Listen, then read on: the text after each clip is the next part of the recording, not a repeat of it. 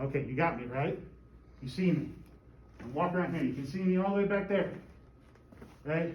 All the way to the back of the room. Hi, I'm way over here. Okay, so this is how to get good video on a mobile device. Now, the thing about this is pretty much the same as how you would use one of these, a digital video camera, like a full regular one, because it's the same kind of methodology. The first thing is, you're doing it wrong right now. You're holding your phone like this. Landscape. For shit's sake. Turn it landscape. Now, the thing is that when you're recording, even if you're doing something for like, heaven forbid, TikTok, most what everybody sees video in is in landscape view. All of our phones, all of our monitors, laptops, tablets, everything, televisions, all that stuff is portrayed in landscape view. Your eye, your human eyes, are designed to see in an oval like this. That's landscape. All of our cameras are designed basically the same way as your eyeballs are. They're round. They have a focal point. That's a preferred focal point. And as it's going, these cameras now on our phones are starting to get to the point where we're going to start seeing virtual reality, augmented reality. So 2 video cameras will play at the same time for stereoscopic vision, just like your eyes. So always record like this. Now some phones, they've started adding in like 2 of them next to each other at the top, which makes, I understand this is easier to hold and this is easier for you to read on, but it's not good for seeing. Like if you have Netflix, Hulu, Amazon Prime, we all do, right? And I have several of those accounts and I know so many people who are using my accounts. But this is how they look at stuff. So you should record like that. Also, this gives you the right kind of holding aperture. Right? You're holding it correctly to hold one of these. Because the way that they're designed is that they have a screen and a bottom. So you're holding it in landscape there too. So that's step 1. Landscape that. Landscape. Hold it in landscape. And put the cap back. Okay. Number two. So this thing costs like $1,000. These are like 200. But still, you break it, you buy it, right? Get 2 hands on it. Just get both your hands on it. I don't want to see anyone drop this. I certainly don't want to see anyone drop these, right? I don't want you to have to deal with that because you're going to buy me a new one. That's how that will work. And of course, if you're holding it, you're probably recording. If you drop it, I know exactly who dropped it, right? Mind you, there's some leeway. Like, it's not like you're going to be admonished and then kicked out of school. We'll just have to have you buy a new one, and that really slows things down. I've only got 12. No, I only got 9. I didn't get the budget for the other 3. That's right. I only got 9. So, both hands on it. But how you use it, right? I see a lot of people doing this. You are a dynamic system. You are. You're a human being. You're a bunch of bones, which are made out of calcium, which is metal, that are discrete objects that are being held together with like rubber bands. And then on top of it, you're exercise science students. You all tend to be kind of fidgety. You all seem to have, like, my kids have ADD, and you all seem to as well. That's not a bad thing. That's a superpower. Understand that. I know a lot of my students actually take Adderall and things of that nature because it helps you focus. That's okay. That's fine. You're super creative. You're super physical. That's a superpower. It's awesome. It's difficult, though. If you're holding a phone, you're going to jiggle. So you want to get your elbows in. You bring your elbows to your sides as best as possible when you're holding these things. That keeps you from doing this. Keeps you from doing this.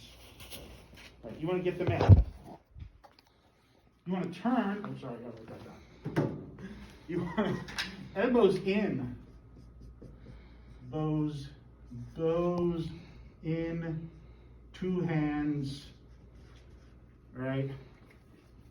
Elbows in. Get those elbows in.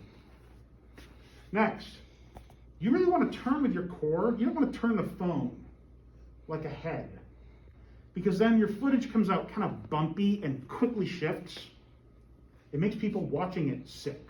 You know this. Everyone in this room, myself included, have watched things online. And when someone's holding their phone like this, and they're running, and you're watching, you're like, oh boy, I'm getting just car sick watching this. Oh, or, yeah, don't do that to people. That's really awful.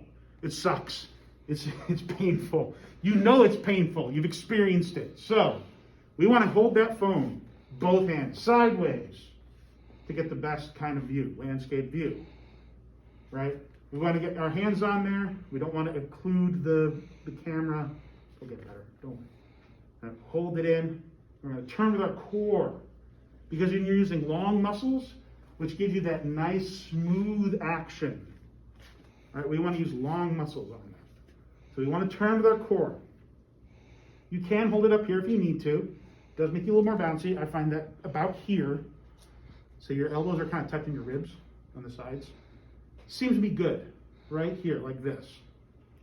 With these phones and these cameras, that tends to be the right way to do it. Nice turning with the core, right? So then you get that nice smooth effect. You better be recording me, because you're going to put this on YouTube, by the way. Okay, so I'm going to write that down. Turn with core. Core. Big muscles, good. All right. Now the next thing is something that you can set on your phone, on your camera of your phone. If I can turn mine on, see it. Done. I'm not sure if you can see it, but maybe it can. But you see I have the grid lines on, right? You want to turn those on, because you're going to want to try and keep your subjects in the center 75% of the screen. All right, so I have my little grid lines on. You should turn them on too. Right? Every single camera phone I have found since like 2003 has these little grid lines on. Right? They don't show up in the video. They're there for you to help. The purpose of them is so that you can try and keep whoever you're looking at in that middle square bit. This one's set with the 9 squares. There's also 16 squares. The more squares, better. The more grid lines, the better. Because the center 75% of your view is the part that is the most in focus, just like your eyeballs.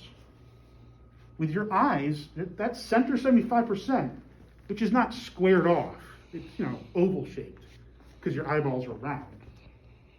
But that center 75% is the part that actually sees most accurately, right? At the edges, it starts to warp, and it gets that fisheye lens effect. Now, the software on our phones are getting better and better, taking out that warping effect, but it can never truly be removed just because of physics. The light's coming in at an oblique angle. It's how it's going to go. All right, so we got that. Holding out in your hands in landscape with your elbows in and your 2 hands, and you got to turn with the core, right? You got to turn on those grid lines and keep people in the center 75. I went through these cameras and I turned the grid lines on all of them as well, although they may have reset because it's been like a month since I charged them. Last semester ended. I haven't been back, so I might have to reset that. So if you find that off, that's a setting. Tell me, I'll show you how to turn it on. Center 75%. And then finally, if you can't get a tripod, you're going to have to become the tripod, right? Because again, we're dynamic creatures. I'm being super animated right now, although I always talk with my hands because I'm Italian. Right? But that's just the thing. Like, as a human, you cannot help but move. You're not meant to stand still. So we move a lot, and we are tracking somebody who's moving, right? Chances are you're playing with your dog and you're recording it, or your cat, or your friends, or just something crazy that you noticed someplace. That's why you pulled out your phone and started recording it. Right? Those things are dynamic. You would record something that doesn't move. You take a photograph of it. But still, landscape, hold it and snap, probably still better. But still, we need to be able to stabilize our camera. So we want to become the tripod. We want to become the thing that does it. So, there's a couple of ways of doing this. One, get up against the wall. Quick, get to the walls. No, really, get to the wall. Do it. There's walls here and there, everywhere. Get to the walls. I'm going to get you right here. Right? Get up on these walls. I can even get up against the door like this. That works. Flat, hard. Put some weight into it. Put your foot back. 1 foot up against the door or wall. 1 foot out. Lean against it. Take your body weight out of the equation. You can still turn to your core and kind of rock against the wall. Right? That's going to help you a lot. It's going to make your photos and your videos so much more stable. You want to take your body weight out of consideration. Another thing you can do is same sort of thing. If you can get to a doorway, they work great. You get in a doorway, it's the same thing. You put 1 foot next to it, put your shoulder into it, get the other foot out. Right? Like really, it's super stable. You can also do this at a desk. Quick, back to your desk. Go, go, go. Don't stop recording. Don't stop believing either. Right? This is very useful. I've always been like a big fan of, as soon as cell phones could take video, I was like, this is the way you should be taking notes in class. Right? Because you get direct playback. So turn your desk into a tripod. You sit there, get your elbows on that desk. Put your body into the, I can go like a little bit lower, right? Put your body weight into the desk, put your elbows into the desk, just take your body out of consideration. Take it out. That way, this is so stable, and it's not bouncing. This is about as stable as you can get it to be. This really helps. This is the way that you get those. So, become the tripod. Become the tripod. Right. There's 2 considerations that we have as well. 2 last ones that you will see more of when we're actually using digital cameras. That's light and sound. Okay? So, with light, this is the best kind of light right here. Diffuse. Right? There's no hard shadows because I have these lights on. There's nothing really like penetrating and blasting any direction. Where is that one?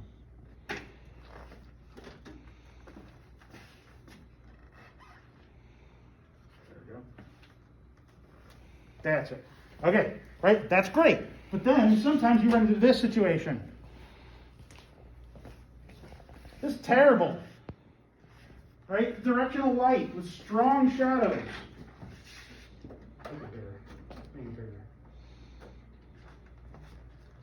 Right? This is awful. And of course, the biggest perpetrator of this, it's the sun. If you're outside and you're using your phone, this is going to really screw things up. You don't want to be taking video into the sun. It will totally destroy anything you're looking at. It'll absolutely wash out the video and be worthless. You want to be in the situation you're in right now. If you have to. The sun is behind you. It's coming this way at your subjects. That means you need to move around to make that happen sometimes. If you can get diffuse light, that's what you want. This is why if you really pay attention in movies, television shows, with real people, with actors, whenever they do an outside scene, you'll often notice that they choose a cloudy day because then they don't have any strong sun effects. Unless they want to wash it out, they just don't go outside. They do stuff on a soundstage. And of course, the final one is sound. Sound. I'm speaking loudly. I'm enunciating through a mask as much as I can. Right? But sound can really destroy stuff. And your phone is kind of designed to hear you more than anything else. And I breathe loudly because I'm fat and I have asthma. And that tends to show up on any video that I take. I have kids, so I got a lot of video. In fact, that phone is mostly full of video of my kids. It's going to happen, right? But if you're using a video device, you are going to have to be aware of the fact that there's a microphone recording sound. Now, these ones, digital video cameras, the microphone sort of points face outwards, the same direction as the lens. But on your phone, it's just the general microphone, and it's going to get sound from everywhere. I do find this tends to help, that whole putting this there, because, I can flip it the other way. If you put it here, you're not as close to your mouth. So you have to be careful about sound in that situation. Outside, of course, you can't really do too much about it. Right, so that's our 5 steps to getting good video. And cut.